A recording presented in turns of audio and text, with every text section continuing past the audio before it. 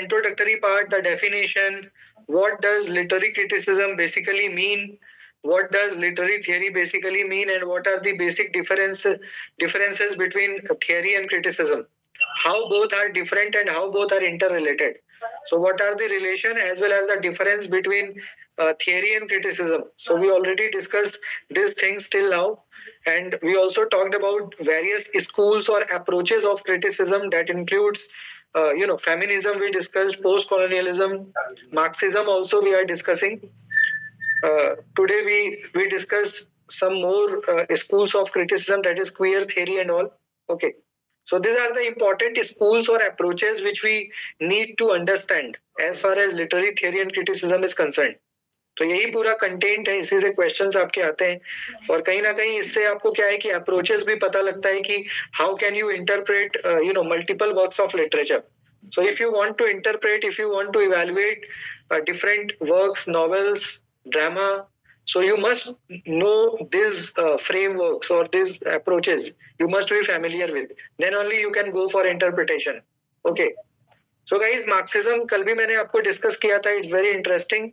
It is all about social, political and economic theory. है ना. तो कार्ल मार्क्स क्या कहते थे कि भाई सोसाइटी में इक्वालिटी होनी चाहिए बेस्ड ऑन मनी, है ना.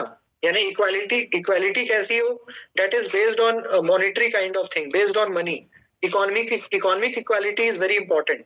जो सबसे इंपॉर्टेंट है इक्वालिटी वो क्या, इकोनॉमिक. क्योंकि एक बार आपके पास इकोनॉमिक इक्वालिटी आ जाएगी तो फिर और जो दूसरी इक्वालिटी है वो आप खुद ब खुद अचीव कर लोगे. So Marxism is all about equality, social equality, political and economic, developed by Karl Marx and Friedrich Engels, and it studies how economic structure shapes society, culture and human relation. तो हमारा जो culture है guys वो भी क्या है, economy decide करता है. आप देखते हो गाइस कि जो हमारा कल्चर है, कल्चर में भी गाइस हमारे कई सारे फॉर्मेलिटीज होते हैं. आप दिवाली, अभी क्रिसमस आ रहा है या और भी कई सारे फेस्टिवल्स हैं, वहां पे भी आप देखते हो कि money plays a crucial role. So money is very important as per Marx, Karl Marx. Economic structure shape society. ठीक है. So here the key idea is like economic base determine social super structure. तो आपका जो economy होगा वही आपका super structure जो society है, सोसाइटी वैसी ही होगी, जैसा इकोनॉमी वैसी सोसाइटी. ठीक है. So here two terms are very important in Marx. One is base and another is superstructure. So base means, Sarita ma'am please mute your mic. Sarita Prashad ma'am please mute your mic.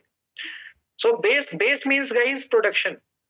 Base और superstructure ये दो term बड़े important है in Marxism.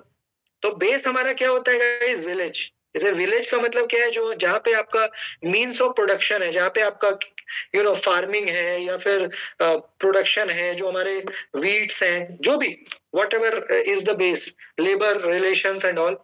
Super structure क्या है, that is politics, art, religion, literature, law, education. So this is base and super structure. In another word we can say that base is like the village. Village क्या करता है, village में हमारी farming होती है. जो हमारा रॉ मटेरियल है वो कहाँ से आता है, फार्मर से आता है, वो हमारे लेबरर से आता है. जो भी रॉ मटेरियल है, हमारी जो भी इंडस्ट्री रन करती है, चाहे छोटी बड़ी जितनी इंडस्ट्री है, वो कहीं ना कहीं रॉ मटेरियल पे डिपेंडेंट है. अगर रॉ मटेरियल का सप्लाई नहीं होगा तो क्या इंडस्ट्री रन कर पाएगी, क्या नहीं कर पाएगी. तो बेस क्या है गाइस, विलेज. बेस क्या है, फार्मर. बेस क्या है, प्रोडक्शन. बेस क्या है हमारा, लेबर रिलेशंस, लेबर सप्लाई, क्योंकि वहीं से हमारा रॉ मटेरियल आ रहा है. अगर रॉ मटेरियल नहीं होगा तो we can not do manufacturing, we can not go for industrialization. तो इंडस्ट्रियलाइजेशन रिक्वायर रॉ मटेरियल, है ना. जो भी आप बनाते हो, चाहे आप क्लोथ्स ही क्यों ना बनाओ, क्लोथ्स भी बनाओगे इसके लिए भी जो रॉ मटेरियल है वो फार्मिंग से ही आएगा. तो फार्मिंग नहीं होगी तो रॉ मटेरियल नहीं होगा, रॉ मटेरियल नहीं तो इंडस्ट्रियलाइजेशन नहीं, इंडस्ट्रियलाइजेशन नहीं तो भाई इकोनॉमी ही आपका क्रैश हो जाएगा. इकोनॉमी जो है that just crash. Okay. And the super structure क्या होता है गाइस, जो सोसाइटी को, इकोनॉमी को रन करता है. जैसे पॉलिटिक्स, पॉलिटिक्स क्या है, वो पॉलिसी बनाएगी कि भाई किस तरह से क्या फैसिलिटीज देना है. या आपका लिटरेचर है, रिलीजन है, आर्ट, कल्चर, है ना. तो this is super structure. So both are very important. जो हमारा बेस है that is also important, and after base we have super structure that decides what to do and what not to do. जैसे village, जैसे rural और urban, जो हमारा urban area है, urban जो है वो किस पे डिपेंडेंट है? आपका रूरल एरिया पे, क्योंकि अर्बन एरिया में सप्लाई मान लो नहीं जाएगा, आपके फ्रूट्स है, वेजिटेबल्स है, ग्रेन है या और भी जो वो अगर आप सप्लाई शहर से, गांव से शहर नहीं जाएगा तो फिर तो सप्लाई चेन, फिर तो सर्वाइवल ही नहीं हो पाएगा ना। तो base always plays a crucial role, okay, in society. Karl Marx ने गाइस और भी ऐसे, पहले क्या होता था हमारे सोसाइटी में, दो ही सेक्शन होता था, रिच एंड पुअर, तीसरा कोई मिडिल क्लास करके नहीं था। अगर आज से आप 100 ईयर 200 ईयर बैक जाएंगे, so at that time only two class used to exist, one is rich another is poor, गरीब अमीर, तीसरा कोई middle class, lower middle class, upper middle, ऐसा करके कुछ नहीं था। पर कार्ल मार्क्स ने क्या बोला कि struggle is very important, if you are poor you need to do struggle, अगर आप स्ट्रगल करेंगे यू कैन बिकम रिच। जो रिच है वो स्ट्रगल करता है ताकि वो अपने लेवल को मेंटेन करके रख सके। अगर आप कोई भी क्लास है अगर वो स्ट्रगल नहीं करेगा तो क्या होगा, वो डिटेरियोरेट हो जाएगा। तो गाइस कार्ल मार्क्स के आने के बाद यानी 1850s के बाद, late 19th and early 20th century में class struggle started and history is also said by the conflict between the bourgeois and politics. आपने पुरानी मूवी देखी है तो पुरानी मूवी में क्या होता था, जो अमिताभ बच्चन और मिथुन चक्रवर्ती जो 19 पुरानी मूवी आप देखेंगे तो उसमें एक लाला होता था या कोई लैंडलॉर्ड्स होते थे, वो क्या होता था, उसको विलन दिखाया जाता था कि भाई कोई लैंडलॉर्ड है, वो क्या है, विलन है, वो क्या है कि सबको एक्सप्लॉइट करता है, अपने फार्म जो भी उसके पुअरर्स हैं, है ना। तो history is also saved by the conflict between the bourgeois and the proletariat, यानी एक ओनर एक है और रिमेनिंग क्या है, वर्कर्स। तो इनके बीच में स्ट्रगल होता है। तो class struggle is very important, when you do struggle, so middle class came, lower middle class, आज के टाइम पे कितने सारे क्लास हो गए ना, पुअर में भी हमारा below poverty line, above poverty line, middle class में भी lower middle class, upper middle class, creamy layer, non creamy layer, rich में भी रिच, सुपर रिच, कितने सारे क्लास हो गए। पहले दो ही क्लास था, रिच, या तो आप गरीब हो ना, या तो गरीब या तो अमीर। अब क्या है कि गाइस आप गरीब हो, if you are poor but you qualify JRF, you become teacher, you become professor, so आप क्या है, पुअर से तुरंत मिडिल क्लास में चले जाओगे। अगर आप poor, suppose you belongs to poor class, you belong to poor section of the society, but एक बार आपकी जॉब हो गई कहीं पे अच्छी खासी, मान लो आप टीचर बन गए या प्रोफेसर कोई भी, तो डायरेक्ट क्या है कि आप पुअर से डायरेक्ट मिडिल क्लास में चले जाएंगे, लोअर अपर ऐसा, फिर वहां भी मेहनत करोगे, यू बिकम रिच। तो गाइस ये क्या है कि स्ट्रगल है, ठीक है। Then guys capitalism, a system where workers are exploited for profit. Capitalism क्या है, जहां पे एक ओनर है बाकी सारे लेबरर्स हैं, rich become more richer, poor become more poorer, ये कैपिटलिज्म है। क्योंकि कैपिटलिज्म मतलब प्राइवेटाइजेशन, यहाँ पे ओनर होता है, और ओनर जो प्राइवेटाइजेशन में क्या है, प्रॉफिट इज एवरीथिंग, वहां पे social welfare, employ welfare does not matter, आप मरो चाहे जियो वो मायने नहीं रखता। जो ओनर है उसको प्रॉफिट चाहिए, उसको प्रॉफिट, वो अपना प्रॉफिट के लिए उसको आपका जान भी लेना पड़ेगा तो ले लेगा, है ना। जो मूवीज वगैरह में भी आप ऐसा पोर्ट्रेयल डिपिक्शन देखते हैं, जो कैपिटलिस्टिक माइंडसेट के लोग होते हैं उनको प्रॉफिट से मतलब है कि भाई मेरे पास पैसा आना चाहिए, they want money, they want profit, उसके बदले में वो कुछ भी कर सकते हैं, ठीक है। तो capitalism, then guys alienation, workers become disconnected from their work product and humanity, ठीक है। जो वर्कर्स होते हैं वो क्या होते हैं गाइस, अब पहले क्या था, लेबर लॉज कुछ भी नहीं था। अभी आप देख रहे हो इंडिगो एयरलाइन का जो चल रहा है कंट्रोवर्सी, आप सब लोग देख रहे हैं न्यूज में, जो इंडिगो के फ्लाइट्स कैंसिल हो रहे हैं, अभी लास्ट 7 डेज में 1700 फ्लाइट्स कैंसिल हो गए, 1700 फ्लाइट्स। अब आप सोचिए कि मोर देन 10 और 20,000 पीपल सफर्ड, और अभी तो लंबा ये चलेगा। तो ये क्यों हो रहा है, ये भी कैपिटलिज्म।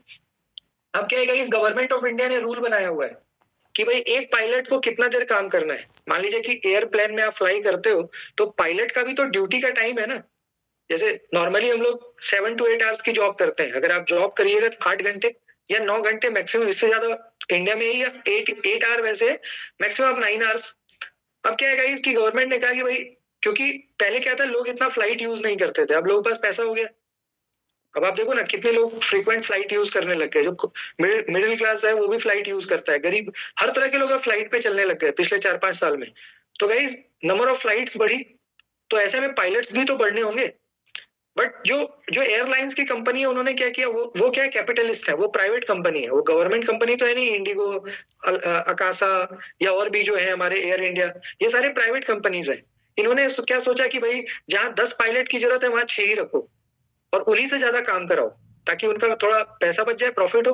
तो गवर्नमेंट ने रूल बनाया कि भाई जितने फ्लाइट्स हैं उतने आपके पास पायलट होने चाहिए। तो इंडिगो ने उसको नहीं माना, इंडिगो ने क्या कहा, भाई हम नहीं मानेंगे।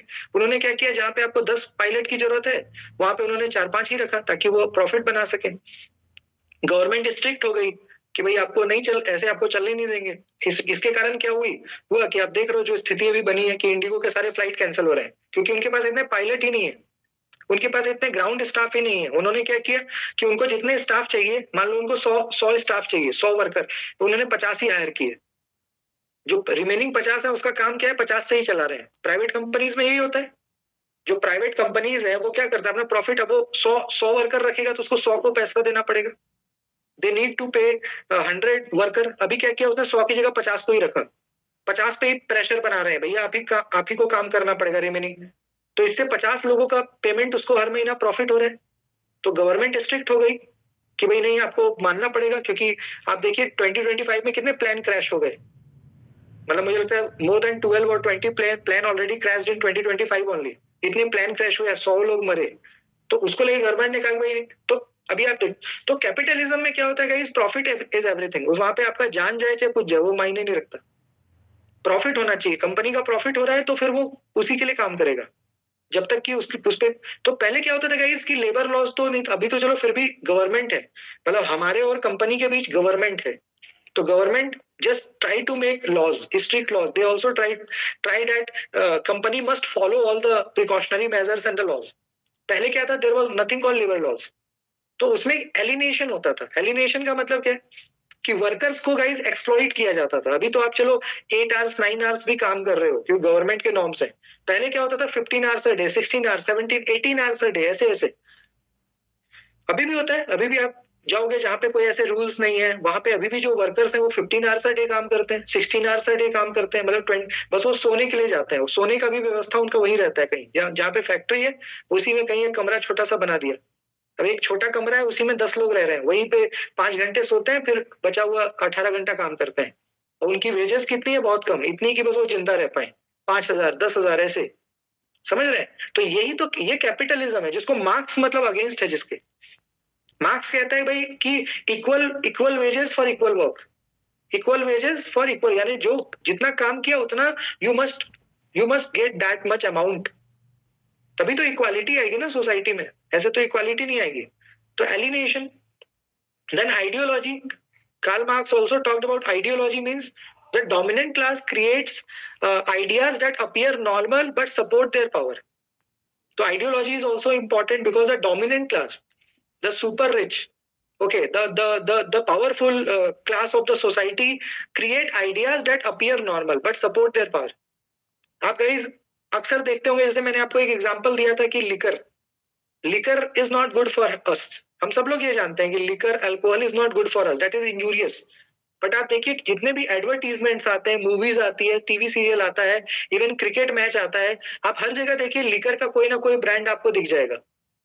इवन आईपीएल मैच हो चाहे इंटरनेशनल मैच हो, कोई भी मूवीज हो, टीवी सीरियल हो, एडवर्टीजमेंट्स हो, या सड़क पे बड़े बड़े पोस्टर्स किसके लगे हुए हैं, किंगफिशर या और भी जो ब्रांड्स हैं अल्कोहल के।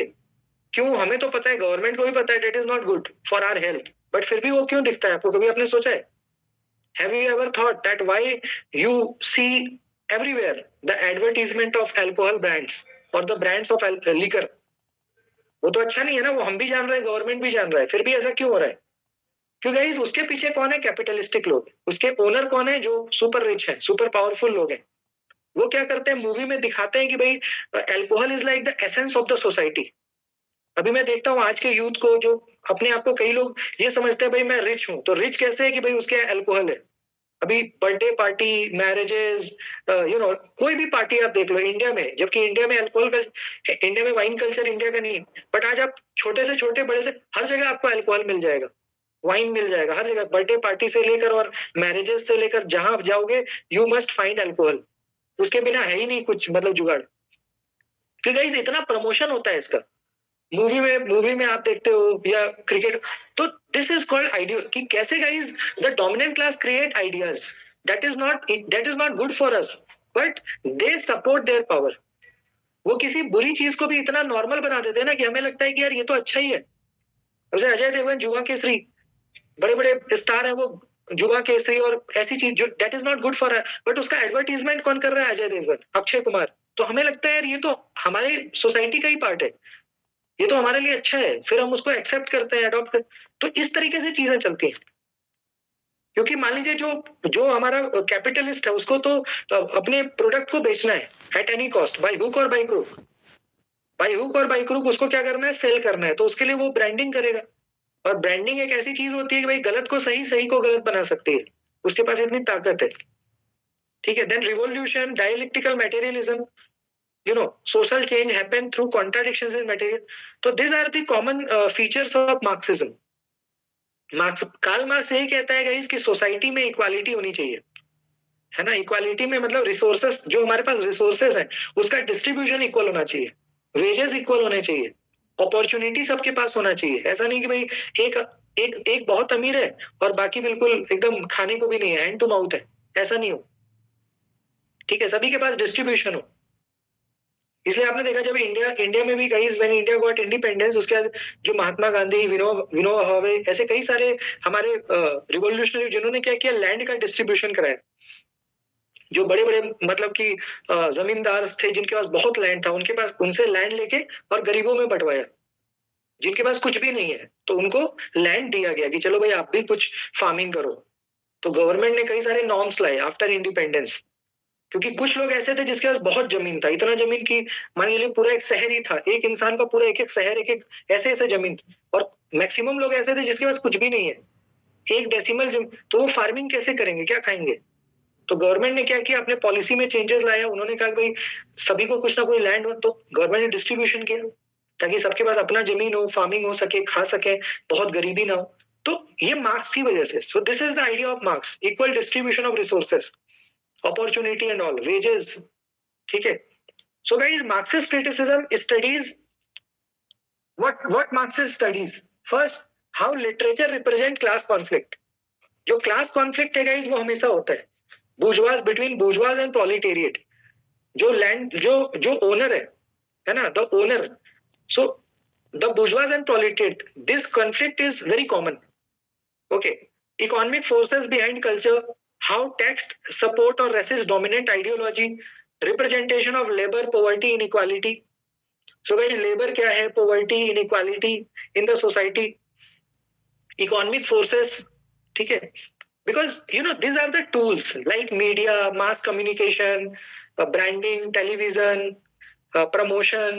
So using this, capitalists just dominate culture also, whatever culture is there. So culture is also dominated by the capitalist people. हम जो भी कल्चर फॉलो करते हैं ना, वो भी कैपिटलिस्ट उसको बनाते हैं। हमारे पास कुछ important, we have important critic, Marxist critic like Karl Marx, founder of Marxism. He is like the father figure, he founded Marxism. He wrote the Communist Manifesto 1848, then Das Kapital 1867। इनके contributions की बात करें so he talked about interpretation of capitalism. तो capital मतलब money, capitalism मतलब जहां पे जो रूलर्स हैं वो कौन है? जो money landers. The rich people are the rulers. The rich people, the super rich people are like the rulers. जैसे अमेरिका है, अमेरिका क्या है? कैपिटलिस्ट कंट्री है। तो अमेरिका में जो रूलर्स होते हैं, जैसे डोनाल्ड ट्रंप क्या है? बहुत बड़ा आदमी है। डोनाल्ड ट्रंप बहुत बड़ा बिजनेसमैन है, मतलब इतना बड़ा बिजनेसमैन है कि आप उसके सामने शायद अंबानी भी कुछ नहीं है, ये आप जान लो। तो अब क्या है, America is like the capitalist country. तो अमेरिका का प्रेसिडेंट कौन बनेगा? ऐसा व्यक्ति जो खुद बहुत बड़ा बिजनेसमैन हो, वही बन सकता है, क्योंकि वहां पे पैसा भी लगता है, बहुत चीजें हैं। इंडिया क्या है गाइस? डेमोक्रेटिक है, तो इंडिया में ऐसा नहीं है। ठीक है। तो जो कैपिटलिस्ट कंट्री है, those country who are having capitalism as an idea, as a political idea, in those country the capitalist people, the rich people used to rule the country. जैसे America is the example, UK, united kingdom. Okay. So guys, Karl Marx talked about interpretation of capitalism, history of class struggle, base and super structure के बारे में इन्होंने बात किया, alienation and exploitation, ideology as class domination. Okay. Then guys, इन्हीं के colleague हैं, इन्हीं के फ्रेंड है Frederick Engel. So Karl Marx and Frederick Engel both were friends, who was born 1820 and died 1895। Okay, ये को फाउंडर है Marxism के, he is like the co founder. इन्होंने भी कुछ वर्क्स लिखा। like the condition of the working class in England, then socialism, utopian and scientific, co-authored the Communist Manifesto. ये सारे works हैं. The Communist Manifesto, it is in collaboration. Karl Marx and Friedrich Engels both wrote in collaboration. The Communist Manifesto, 1848, 1849 around published. Okay. Then guys, he also explained materialist interpretation of history, supported Marx ideas with sociological research. Materialist interpretation यानी कि जो आज आप देख रहे हो ना, materialism, branding. जैसे मान के चलिए कि ये क्लोथ्स मैंने पहना है, इस क्लोथ को पहनने से मैं विंटर से अपने आप को प्रोटेक्ट कर रहा हूँ. बट गाइस आज के टाइम पे क्या हो गया कि हमारे लिए क्लोथ से ज्यादा ब्रांड इंपॉर्टेंट हो गया. कि सर आपने जो ये स्वेटर पहना है ना, ये कौन से ब्रांड का है बता सकते हैं? अगर मैं कहूंगा कि यार ये ब्रांड का नहीं है, तो मैंने सड़क से लिया है जाके ऐसे ही 200 रुपए का, तो आपको लगेगा यार कि सर आपको अच्छा भाई, आप प्रोफेसर हैं, you must wear branded cloth, sweater, आपने ऐसा क्यों खरीदा? Though. I am just giving an example. तो guys this is called materialism. अब आपके पास मटेरियलिज्म का मतलब क्या है गाइस कि we want material, we want material all around. हमें अच्छे मोबाइल फोन चाहिए, हमें कार, यानी हमारी जरूरत वैसे भी पूरी हो सकती है, बट क्योंकि हमें शो ऑफ करना है, या हमें मटेरियल गिव्स अस हैप्पीनेस. मेरे हाथ में ये फोन है, तो इस फोन के होने से मुझे खुशी मिल रही है, मुझे लग रहा है कि यार आई एम कंप्लीट. और मेरे पास फोन नहीं है तो मुझे लग रहा है कि आई एम इनकम्प्लीट, कुछ तो मिसिंग है. मेरे पास कार नहीं है तो मुझे लग रहा है यार अच्छा नहीं. जब मैं कार पे बैठ रहा हूँ, मेरी कार है, I have my car, so I feel happiness, I feel bliss. Internal happiness come from material. तो ये जो आइडिया है, जहाँ पे गाइज हमें हमेशा क्या लगता है कि हम इनकम्प्लीट है. हमें हमेशा क्या लगता है, वी आर इनकम्प्लीट. हमारे पास कार नहीं है तो वी आर इनकम्प्लीट. हमारे पास फोन नहीं है तो वी समथिंग इज मिसिंग. हमारे घर पे एसी नहीं है तो हमें लगता है समथिंग इज मिसिंग. भले ही उसकी जरूरत ना हो हमें, भले ही मुझे कार की जरूरत ना हो, बट फिर भी मुझे ऐसा लगता है कि यार वो होना चाहिए लाइफ में. वो नहीं है तो कुछ तो कम है. This is called materialism. ठीक है. चश्मा पहन रहे हैं, चश्मा एक होता है गाइस कि हमें, जैसे पहले क्या होता था कि भाई अब जैसे विंटर्स है, मुझे क्लोथ्स चाहिए, तो मैंने गए और जो क्लोथ्स मुझे अच्छा लगा मैंने खरीद लिया. अब क्या हो गया गाइस, क्लोथ्स में भी जो मैंने कहा ना ब्रांड, कि अब आप सोचते हो यार कि मैं लुइस फिलिप में नहीं गया, मैं यूएस पोलो में नहीं गया, मैं लिवाइस में नहीं गया, मैं और भी जो भी ब्रांड्स हैं क्लोथ्स के, पीटर इंग्लैंड एंड ऑल. तो हमें लगता है यार कि हम मतलब क्लोथ्स हो तो ब्रांड बिकम मोर इंपॉर्टेंट. ये कैसे? This is capitalism. क्योंकि गाइस ये एडवर्टीजमेंट जो होता है ना, जो हम टीवी टेलीविजन में देखते हैं, तो branding, that is called promotion. Okay, so Frederick Engel talked about this kind of thing कि कैपिटलिस्ट कैसे किसी आइडिया को प्रमोट करता है. और वो आइडिया ऐसा होता है ना कि that become the part of our life. Phone कई सारे हैं, बट आईफोन देखते हो, आईफोन ने अपना एक अलग ही इमेज बना लिया मार्केट में. अब हमारे पास आईफोन है तो हमें लगता है यार कि मतलब we belong to the richer section. IPhone नहीं है तो लगता है यार कुछ तो मिसिंग है, आईफोन होता. जबकि ऐसा नहीं, आईफोन की जगह दूसरे फोन्स का भी वही फंक्शन है. जो आईफोन आपको प्रोवाइड कर रहा है वही दूसरा फोन भी बट एक उसने अपने ब्रांडिंग, प्रमोशन, उसने मार्केट में अपना एक ऐसा जगह बना लिया कि हमें लगता है कि यार आईफोन होता तो अच्छा होता, आईफोन नहीं है तो समथिंग इज मिसिंग. ऐसा उसने, दिस इज कॉल्ड मटेरियलिज्म, है ना. So Frederick Engel and Karl Marx talked. इससे किसको फायदा होता है? कैपिटलिस्ट को, जो प्रोडक्ट बना रहा है. अब जो एप्पल का ओनर है, अब आप सोचिए उसने कितनी ब्रांडिंग की होगी एप्पल का, आईफोन का, कि आज आईफोन हमारे लाइफ का इंटीग्रल पार्ट हो चुका है. छोटे बच्चे, बड़े बूढ़े, सबको लगता है कि वी मस्ट हैव आईफोन. मतलब हमारे पास फोन हो लेकिन आईफोन हो. उसने ऐसी ब्रांडिंग किया. जितना आईफोन सेल होगा उससे फायदा किसको होगा? आईफोन के फाउंडर को, उसके ओनर को. तो ये जितने भी प्रोडक्ट्स हैं, this is called ideology, hegemony kind of thing, Then guys, George Lucas we have, who is also called father of Marxist literary criticism. George Lucas, who was born 1885 and died 1971. He is also called father of Marxist literary criticism. कुछ इनके key ideas भी हैं, like he talked about reflection theory, totality. He said that true art must show complete social relations.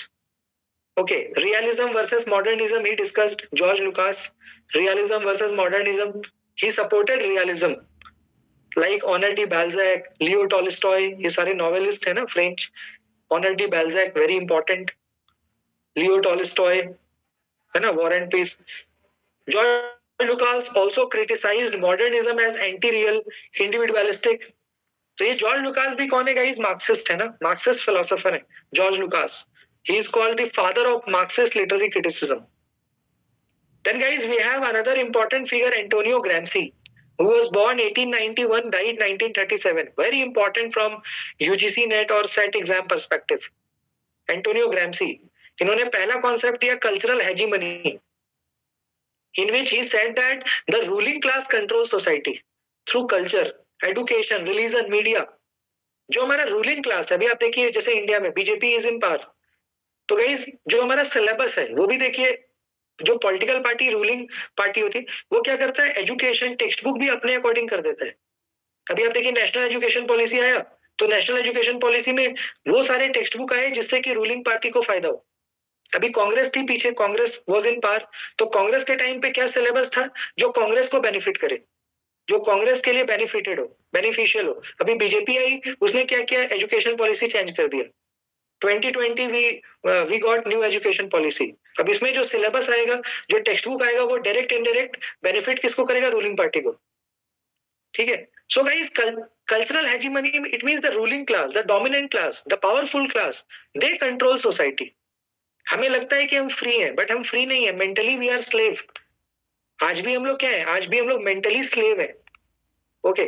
So they just rule society through culture, education, religion and media. Media को वो लोग as a tool use करते हैं, क्योंकि media में क्या है guys कि जो व्यूअर्स हैं वो करोड़ों में, चाहे वो सोशल मीडिया हो, मास मीडिया हो या टेलीविजन मीडिया हो, वहां पे जो व्यूअर्स हैं वो इन करोड़ है, in million billions of viewers are there. तो उसके थ्रू क्या होती है, ब्रांडिंग, प्रमोशन, किसको अच्छा बनाना है, किसको बुरा बनाना है, वो सारा वहां पे होता है. अगर मुझे मान लो कोई नहीं जानता, अभी मीडिया चाहे तो मैं, वो लॉर्ड बायरन का वो लाइन है ना, I awoke one day and found myself famous. उनका एक लाइन है ना, I awoke one day and found myself famous.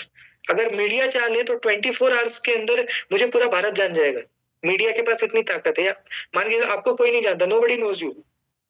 अभी मीडिया आपके ऊपर थोड़ा सा, मतलब इट मींस कि आपकी ब्रांडिंग कर दे, 24 आवर्स में आपको, 24 आवर्स तो मैं ज्यादा बता रहा हूँ, 1 से 2 घंटे में पूरा इंडिया जान जाएगा कि आप कौन हो. तो मीडिया सोचिए कितनी पावरफुल है, क्योंकि उसके व्यूअर्स इतने हैं ना. Millions of people use to watch media, television, social media. पूरा भारत देखता है टेलीविजन, सोशल मीडिया. तो उसके पास, तो the ruling party use media as a tool.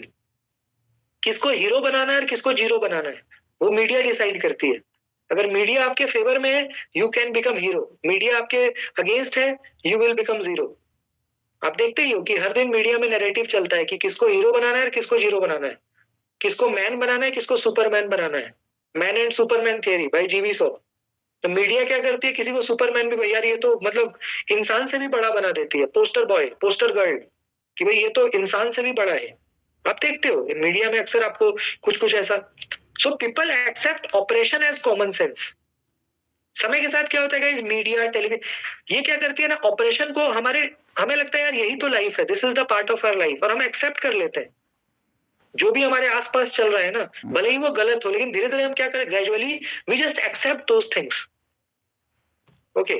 Some of the other ideas by Antonio Gramsci are like organic intellectual from the working class, civil society versus political society, prison notebook इनका famous है, which he wrote while he was in jail. तो jail में थे, वहीं पे इन्होंने लिखा था प्रिजन नोटबुक. इनका एक और वर्क, टर्म है गाइस, हेजीमनी, जो इन्होंने दिया. Hegemony is something related to your mind, psychology. जैसे आपने देखा, हमारा अगर एक बार कोई परसेप्शन बन जाए ना, तो वो चेंज नहीं होता इतना इजीली. अगर मैंने इस चीज को मान लिया कि भाई आप अच्छे हो, तो फिर मैंने मान लिया, वो चेंज होने में बहुत सालों लग जाएगा. तो दिस इज हेजीमनी. मीडिया क्या करती है कि भाई, मीडिया, फिल्म, टेलीविजन, है ना, एडुकेट, उसमें क्या होता है गाइस कि आपको बता दिया जाता है कि ये अच्छा है, this is good and this is bad. वो आपका क्या है, परसेप्शन बन जाता है, वो आपका व्यू पॉइंट बन जाता है, और वो फिर लंबे समय तक रहता है, वो चेंज नहीं होगा इतना इजीली, क्योंकि वी आर ह्यूमन. हमारी साइकोलॉजी, एक बार हमारे दिमाग में कोई चीज बैठ गया, ड्रिल हो गया, तो that is not easy at all to change. तो उसी को तो हेजीमनी कहते हैं, जो जिसका फायदा किसको मिलता है, कैपिटलिस्ट को. तो जो कैपिटलिस्ट है वो क्या करते हैं गाइस, ब्रांडिंग करते हैं अपने प्रोडक्ट। कैसे, मैंने वाइन का एक एग्जांपल दिया, वाइन अच्छा नहीं है बट देखिए उसका पोर्ट्रेयल इतना अच्छा है, उसका ब्रांडिंग इतना अच्छा है कि we just accept wine as a part of our life. हम इंजॉय करते हैं वाइन, अल्कोहल इंजॉय करते हैं पार्टी में, सेलिब्रेशन में, हर जगह, जबकि that is not good. Society का एक मतलब सिंबल हो चुका है वो, स्टेटस सिंबल। कई लोगों में देखता हूँ that that become the status symbol कि भाई we are rich, we are elite. तो elite means alcohol, wine. Okay, so this is Antonio Gramsci, very important Marxist intellectuals. Then guys, we have Louis Althusser, 1918 born and 1990 died. French Marxist हैं who shifted Marxism to structuralism. So guys, structuralism, you all know, 1950s it emerged, na? Structuralism, 1950s it came into being. Louis Althusser basically belonged to France. So he was a French Marxist who shifted Marxism to structuralism. इन्होंने कुछ idea हमें दिया, like ideological state apparatus in which he talked about education, media, religion, family, maintain ideology. तो ideology का मतलब क्या है guys, एक ऐसा आइडिया जिस पे सब लोग बिलीव करें, जो कि मेजॉरिटी जिस पे बिलीव करती है ना, that is called ideology. Okay, then guys repressive state apparatus। तो जो रूलिंग पार्टी होती है ना, जो पावरफुल लोग होते हैं, वो क्या करते हैं, अगर आप आइडियोलॉजी को एक्सेप्ट नहीं करोगे तो they use police, army, court, they forcefully made you accept those things. ये सपोज करो कि गवर्नमेंट ने कोई रूल्स बनाए, अब आप उसका विरोध करोगे तो गवर्नमेंट क्या करेगी, आपको जेल में डाल देगी, पुलिस से आपको पिटवाएगी, आर्मी सूट हो सकता है आपका सूट हो जाए, सूट कर दे आपको, या कोर्ट में आपके खिलाफ केसेस हो जाए, तो आज ना कल फिर आप मान लोगे, चलो भाई ठीक है। तो रिप्रेसिव स्टेट apparatus, यानी मिला जुला के जो रूलिंग पार्टी है, ruling party always plays a crucial role in dominate the majority. तो जैसी रूलिंग पार्टी है उसी हिसाब से आपको चलना पड़ेगा, है ना। अगर आप नहीं चलते हो तो फिर this are the repressive state apparatus, जो आपको रिप्रेस करते हैं, फोर्स करते हैं to accept the ideology. Interpellation is a term, ये सारे लुइस एल्थूसर के टर्म्स हैं। Interpellation means society calls individual into roles, that is student, citizen. So this is interpellation. When society also plays a role, जो हमारे citizen है, students हैं, we also become the part of ideology. तो ये सारे इनके works हैं। Then guys we have Raymond Williams, ये cultural studies में भी हमारे पास है ना, Raymond Williams, key figure in cultural materialism. So cultural materialism is a term coined by Raymond Williams only, who was born 1921 and died 1988. इन्होंने concept दिया, that is culture is ordinary. दूसरा, literature is shaped by material condition. तीसरा, dominant, residual and emergent culture.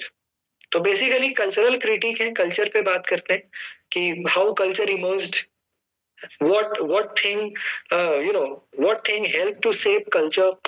Culture को भी इन्होंने ही divided culture into 3 parts, dominant culture, residual culture and the emergent culture. तो culture को भी इन्होंने 3 पार्ट्स में डिवाइड किया है। जैसे इंडिया के कॉन्टेक्स्ट में बात करें तो डोमिनेंट कल्चर जैसे इंग्लिश कल्चर है तो दैट इज डोमिनेंट। इमर्जेंट क्या है, अभी आप देखो जो वैदिक कल्चर या इंडियन कल्चर, इंडियन एथिक्स जो आजकल चल रहा है, हरे राम हरे कृष्णा, जय श्री राधे राम राम, दिस, ये क्या एमरजेंट है। लोग धीरे धीरे फिर से back to Vedas, back to history, back to Indian civilisation की तरफ एक जा रहा है, that is emergent. And residual is something जो कि 1950s में था, लेकिन अब कहीं ना कहीं वो रेसिडुअल हो गया, अब वो बस हिस्ट्री के बुक्स में है, लोग उसको उतना नहीं। तो in this way Raymond William divided society into 3 parts.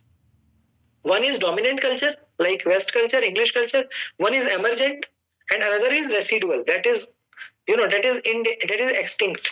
That is disappeared, almost disappeared from the society. Okay. कुछ इनके important works भी है guys, like Culture and Society, Marxism and Literature. Okay. So this is Raymond Williams, जिन्होंने culture को बोला कि भाई culture भी जो है ना वो भी कैपिटलिज्म से डिसाइड होता है। अच्छा, हम में से कौन चाहता है कि हम गरीब दिखें? आप में से कोई चाहते हो कि आप गरीब दिखो? या हम में से कौन चाहता है कि हम काले दिखें, ब्लैक? ये भी देखो एक आइडिया, क्योंकि हमें ये जो हमारा वो स्लेवरी जो था, when britishers used to be there in India, okay, colonisation का जो उसमें क्या हुआ कि it become our believe that white is best, white people are smart, white people are dominant, they are like the super intellectual. तो वो हमारे mind में आ गया कि जो व्हाइट है वो बेस्ट है, जो व्हाइट है वो डोमिनेंट है, जो व्हाइट है they are like next to God. तो हम में से कोई नहीं चाहता कि हम ब्लैक दिखें। व्हाइट दिखने के लिए पता नहीं कितने सारे क्रीम है मार्केट में, फेयर एंड लवली से लेकर फेयर एंड हैंडसम से लेकर आज 50-50 हजार 1-1 लाख रुपए लोग देते हैं शादियों में। अभी आ गया शादी का सीजन, तो आपके भी घरों में, आप लोग भी, हम सब लोग इवन, अभी मैरिज वगैरह का आ गया ना सीजन, तो सिर्फ सिर्फ 2 घंटे सजने के लिए आप कितना पैसा लगाते हो, ईमानदारी से बता देना।